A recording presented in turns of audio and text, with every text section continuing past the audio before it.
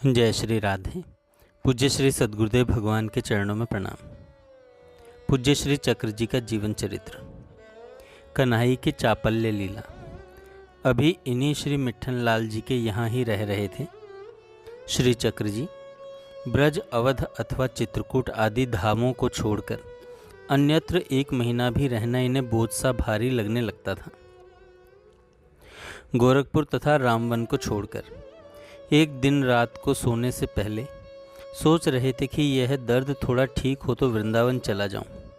वृंदावन का स्मरण इनके रोम रोम को पुलकित कर देता।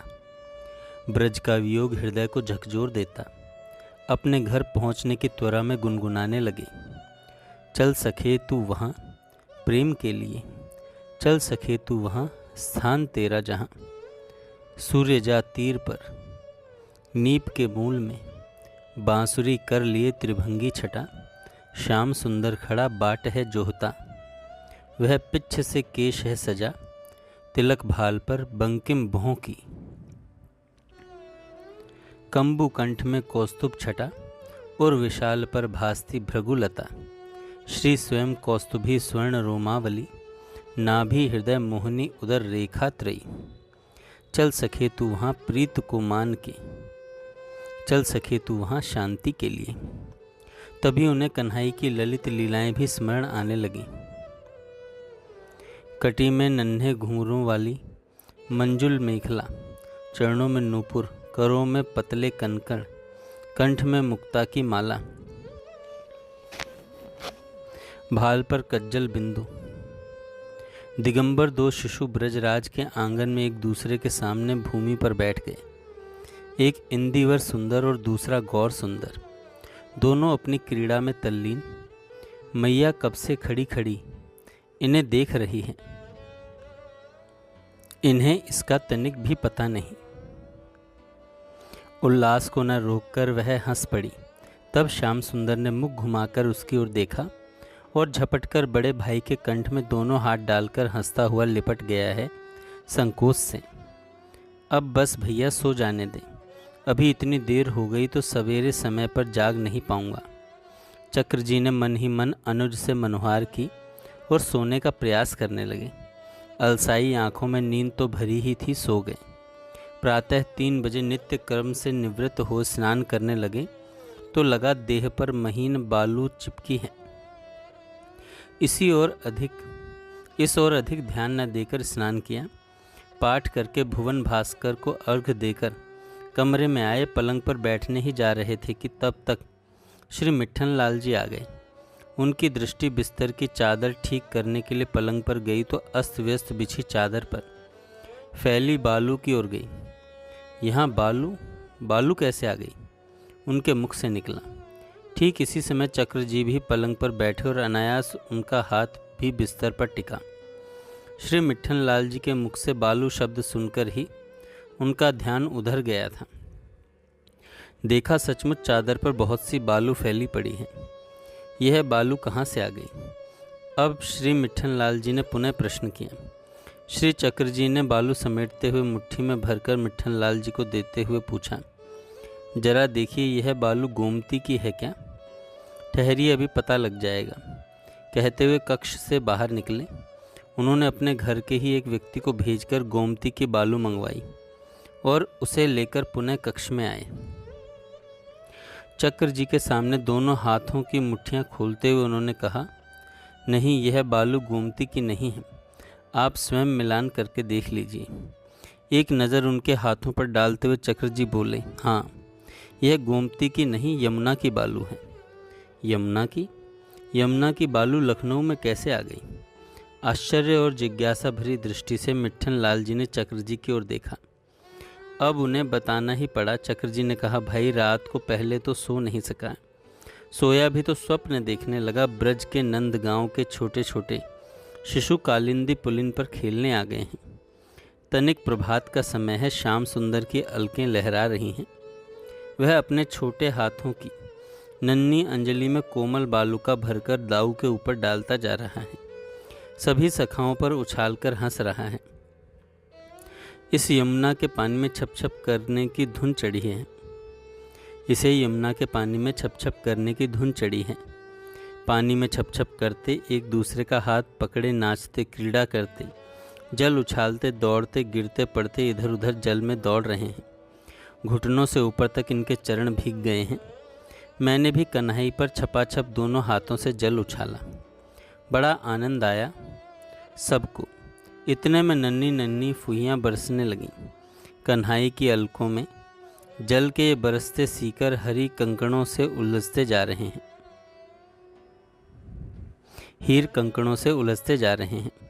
वह मुझे नन्हे करों से पकड़कर जल में आगे ले जाने लगा। तब मैं तट की ओर भागा, जिससे कन्नू अधिक जल में न जाए। जैसे ही तट पर बालू में मैंने पैर बढ़ाए कि कन्हई ने पीछे कमर में दोनों बाहें डालकर खींच लिया और मेरा भीगा शरीर बालू पर गिर पड़ा।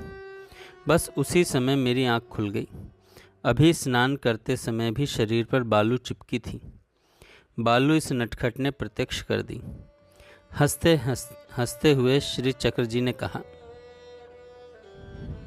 श्री मिट्ठन लाल जी इनकी सरलता, सहजता और वृंदावनी भाव में प्रीति रीति की विलक्षणता देखकर मुग्ध हो गए।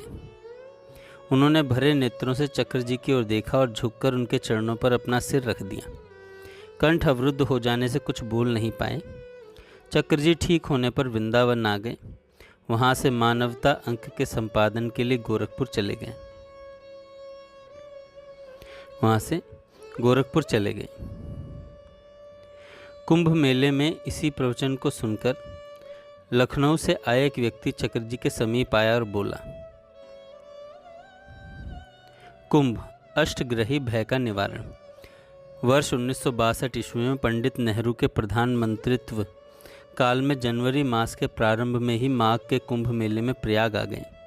उस वर्ष ज्योतिषियों की गणना के अनुसार अष्टग्रही का योग था। लोगों में इससे भय, आतंक और निराशा का वातावरण था। स्थान स्थान पर अष्टग्रह शांति के लिए हवन अनुष्ठान चल रहे थे। सरकार की ओर से कुंभ मेले में घोषणाएं हो रही थी कि सब कुछ सामान्य है, सभी सहज रूप से स्नान करें और व्यवस्था में सहयोग दें। फिर भी लोगों की भ्रांतियों का निवारण नहीं हो पा रहा था। कुंभ में गीता प्रेस के शिविर में श्री चक्र जी ठहरे थे।